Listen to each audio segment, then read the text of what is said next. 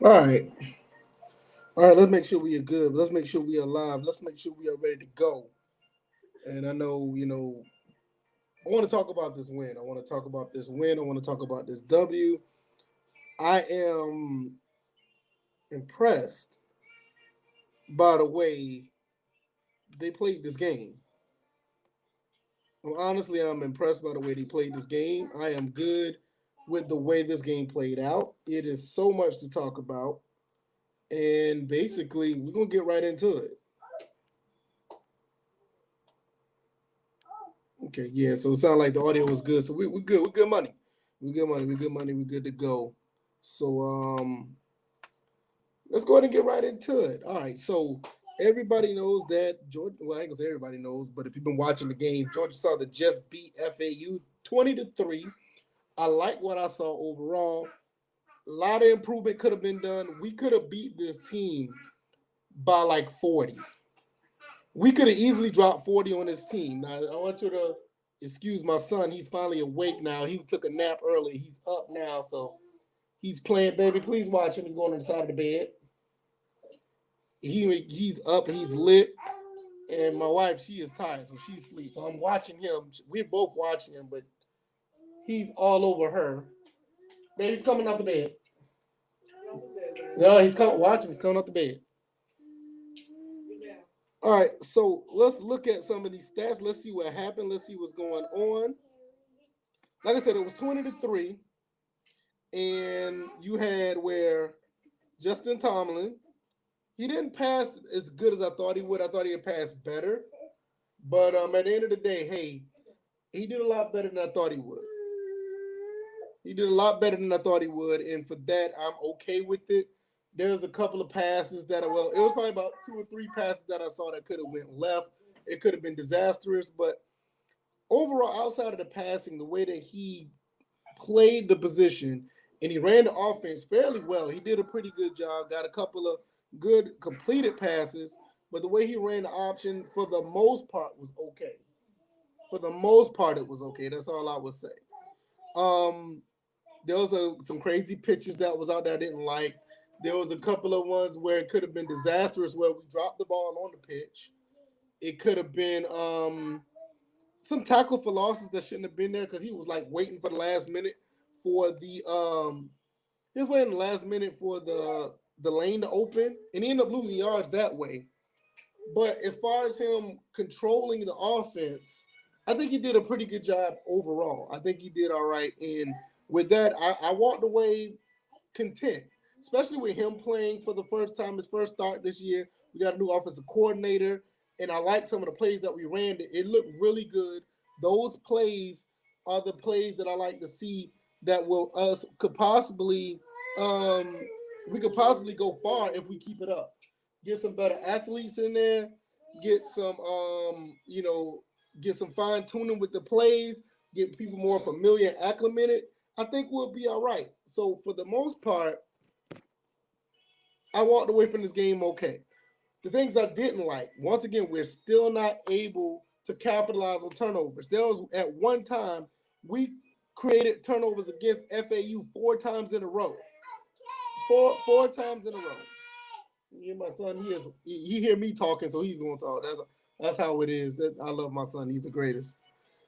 But I promise you, if I'm quiet, he'll be quiet. He wouldn't do all that. Like I said, four times in a row we created turnovers, and I can't remember if we got any scores off of those turnovers. I don't think we did, and that's a problem because we could have at least scored a touchdown off of two of them. Now you're talking about a 34. You're talking about a 34-3 game.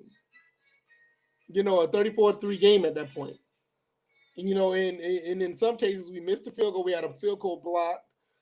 We missed a touchdown in the end zone. We was passing the touchdown. We missed. Like I said, we could have dropped 40 on this team, but unfortunately we weren't able to. But considering what happened with the team itself, having the offensive coordinator coming in the middle of the week, I mean he's already been on the team, but he actually was able to put his game plan together and a quarterback getting his first start, I'm okay with what I saw. I think another week of practice, I think we'll see a lot of things that will tighten up and be better. So I walk away from this game with a lot more positives than negatives. Now, like somebody in the chat right now, Lil Vert said, the bad kicking, that's been something going on all season.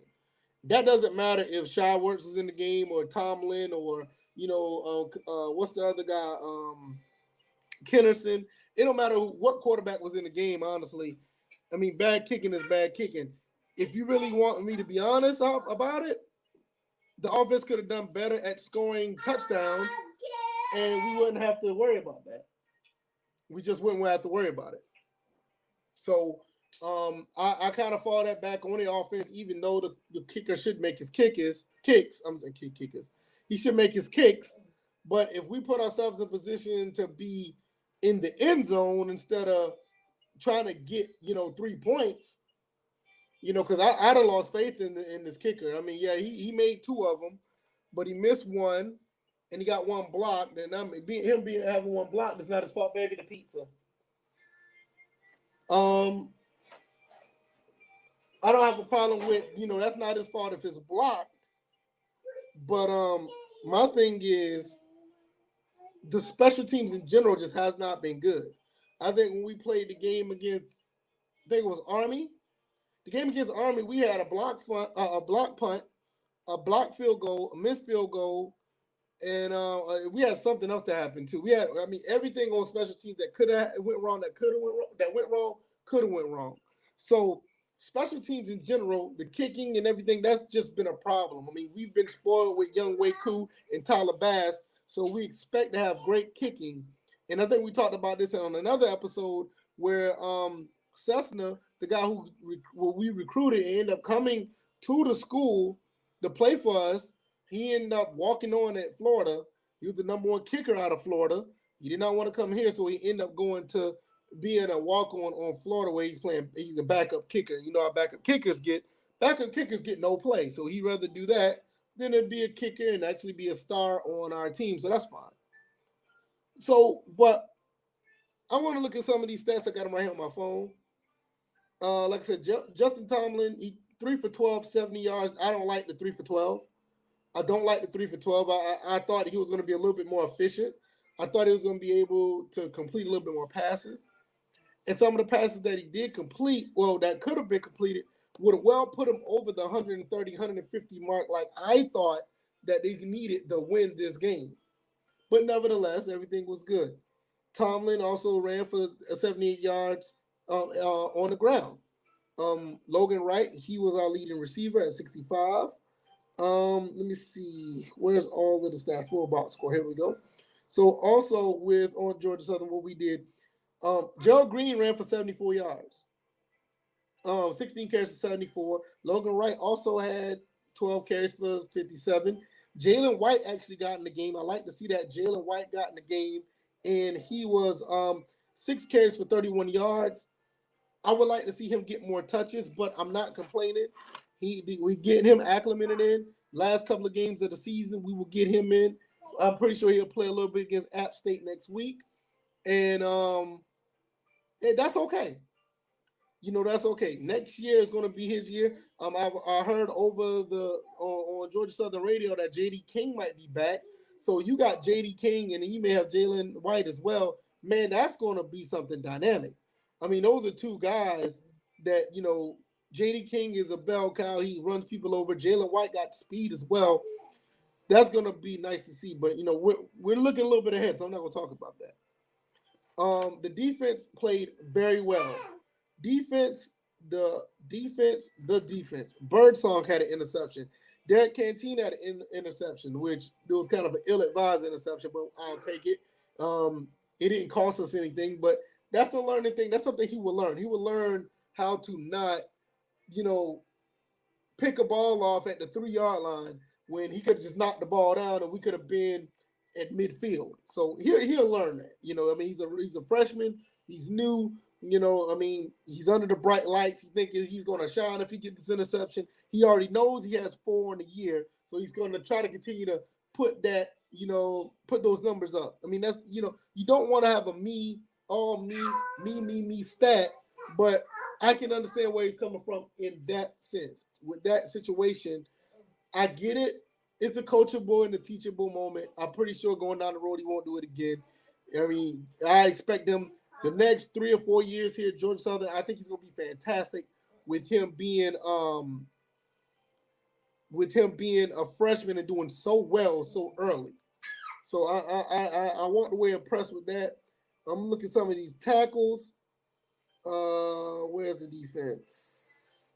That's the defense. So going okay. They don't show the defense on here. It's kind of weird they don't show the defense stats on here, but that's okay. I'll just talk about the defense, what I thought based on what I saw. Don't worry about the numbers. Defense played very well. They got stops when they were supposed to. They played some bend, don't break defense. I kind of got a little nervous when the backup came in because, well, he was the starter for FAU from the beginning. And if we would have played them earlier this year like we were supposed to, we would have played against this quarterback. So he comes in the third quarter, and I thought that he was going to light us up. He started moving the ball or whatever. But for them to get that, for us to get that stop on fourth down and on third down and stop them to make them kick a field goal, I knew that we was in good hands. And then after that, we went right down the field, and I think we went right down the field after that and ended up scoring. Let me look and see to make sure. I'm gonna look at the play-by-play. Okay, that is that. Let's see. Scoring plays, all plays. Okay, here go into the second quarter. So they're only showing the end of the second quarter. Well, that's not good. Well, let's go here. Yeah, they kicked the field goal after that in the third quarter with 2:26 left. And I thought that we wasn't going to be able to do anything with that. And I think we end up going downfield and getting a touchdown after that. And that told me that we was going to be in good hands. And Logan Wright ended up getting a 2-yard run. We got a good run on third down where, what's his name? Justin Tomlin ran on 3rd and 14, and he ended up basically getting pushed and carried for another 14 or 15 yards. That was the moment where I knew that I knew that we was in control at that point. No matter what happened at that point, the momentum was on our side. We was going to be good money. I knew it was going to be good at that point, and we just shut the door on them after that. We made sure that they didn't score. We stopped them again on fourth down. Once we stopped them, baby, watch him, please. Crystal, babe. All right, I'll get you. Hold on, let me get my son. He's on the edge of the bed. Babe, please. He's on him a spell. My son is a mess. He's on the edge of this bed, and this is the bed that we have here at this hotel. So he's trying to climb over there again. And I don't want him to fall off this bed because he is a daredevil, and he's good for it. He's good for it. But with that being said, we shut the door on fourth down, and we end up just getting another field goal. And then after that, they couldn't do anything after that. I think that's what happened. I can't remember. But we did stop them on fourth down with the incomplete pass. That was huge. Yeah, and then there was like 2 minutes left. And then after that, we pretty much shut the door on them after that. I mean, we got the field goal before then. Yeah, we got the field goal before they made it 20-3. And then they tried to drive down and score, and we stopped them on fourth down. So overall, I like what we saw overall. I just like what we had there. We did a pretty good job. We played good ball, and at the end of the day, we're going to play Appalachian State. We're going to play Appalachian State at Statesboro, so we're good money. My son is a mess. I love him to death. He's a mess. So FAU falls to 5-2. So that's, they had a pretty decent season overall. They played a bunch of nobodies, and it kind of showed because the way we played them, we kind of punched them in the mouth a little bit. I mean, we got a good punt return in, and then we turned right back around, and we got a field goal, and we got another touchdown, another field goal. So we basically did what we were supposed to do overall. Only thing I don't like, I wish at the end of the day we could capitalize on those interceptions. I mean those fumbles and the interceptions because we stopped them 4 times. We got four. Uh, we ended up getting 4 turnovers, 4 in a row. What's going on, Quaface? Appreciate you coming through. Sitting here in this hotel, man. We down here in Savannah today, down here in Georgia. Came to see some family, so that's why you see this little get up right here. And I'm not at home in front of the computer like I normally am. But I walked away with this pretty excited because we play Appalachian State next. We're 7-4. They're 7-3. They're coming into Paulson Stadium. That's going to be a game on ESPN 3, 6 p.m. So hopefully, the way things going, hopefully I'll be home on time to watch that game. More likely I will. I'll probably miss at least probably half of the first quarter or something because I have to work that day.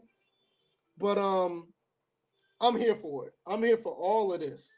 I can't wait for this game. This is going to be a really good game. Especially with the new offense that we have now, the way the offense is playing. It's going to be real interesting to see how Appalachian State responds because we always play these two teams tough. We always play these two teams always play tough. We always do. So it's going to be really interesting to see. I don't have anything else, man. I'm just elated that we got this win. From a non-conference game, this is a pretty big win, especially after a couple of games that we should have won. We lost by 1 point to Army. We let the Georgia State game get away from us. We was on a 2-game losing streak. I really wish we would have won the Army game. We had a big chance to win that one. We don't want to talk about that game again. But it's all good. So, pregame show, I'm gonna try to do that. Maybe Friday night I'll do the pregame show because I won't be able to do it Saturday morning because I'll be at work. So I'll do the pregame show and then I'll do the postgame show. Gonna be watching that game with laser eyes. I'm gonna be on that game because that's gonna be a big game. Last game of the season, both Appalachian State feel like they got something to prove because they feel like they should have been on top of the conference, but right now Coastal Carolina is. Shout out to Coastal Carolina, a big win over BYU. The Sun Belt, I'm gonna tell you, man, the Sun Belt Conference is a conference to be reckoned with. You got teams like Appalachian State, Louisiana, Coastal Carolina, even us. We are playing competitive against bigger schools. I mean, we are looking really good right now. We're looking real, real good. So hopefully this conference can continue to grow. We just got a new transfer from Oregon. He came from the University of Oregon, came to transfer down here as a linebacker. So I can't wait to see him come play for us next year as well. So every team look like they're on the up and up for the most part. I think UNL Monroe might be the only team that needs to be doing some work. They might need to do something. Even Georgia State is looking good. You got Georgia State looking good. Troy always looks good. South Alabama look decent. You got some teams in the Sun Belt that nobody might not want to play coming up, year in and year out. They don't want to play us. I mean, you see, like, the shortcomings we have at Georgia Southern, but we always play every team we play. We always play them tough. It's always a close game, and it's always competitive. They didn't give us a chance to play against Army. They gave us like a 20-something% chance to beat Army. We lost by 1. So they gave us what it was on this game. They gave us 23 or like a 24% chance to beat FAU just now. And we just beat them 23. We beat them handily. And they gave us a 20% chance to beat. So they keep discounting the Sun Belt, but the Sun Belt is the conference that are taking it to these teams. Coastal Carolina just beat BYU. Appalachian State last year, they beat North Carolina and South Carolina last year. So we always have like this competitive edge. And I would love to see us play Boise State. We were supposed to play Boise State this year. Couldn't play them because of COVID. But I would love to see how we would have done against Boise State because, the Sun Belt teams aren't little teams anymore, in my opinion. We aren't small teams anymore. They might can say small based on our geographic or where we at, our little small schools, but we got big boys under these helmets. We got big boys in these uniforms. You know, Coastal Carolina should be cracking the top 12, possibly top 10. But I'm not going to go into that. I mean, talking about the Sun Belt could be a whole different discussion. But I appreciate y'all coming through, the ones who came in, even the ones who watched me for a little second and say, hey, I want to see what this is about. Or just some old man just sitting here, ranting. I appreciate it. I thank you guys for the support. If you haven't already, hit the like button. If you also haven't already, I know most of you guys already have, but if you don't mind, go over there to my Twitch channel where I am playing numerous games. I'm going to be back on Twitch tomorrow, gaming. As soon as I get home from this trip, I'm going to be on Twitch. So I don't know what game I'm going to be playing. We're going to have a retro night. We might play something prior to me doing a retro stream. But I hope you guys come through. And I'm going to slide up out of here. Thank you, everybody, for watching. I need to check I do need to check a video and see why a video hasn't uploaded to this channel yet. There's a video I put on this channel last night or early this morning, and that video is not up yet. It's an NCAA 14 video, but I'm gonna check that out as well. But you guys be safe. You guys be careful out there, and I will see y'all on Twitch tomorrow where I'll be live streaming. You guys take it easy. Peace.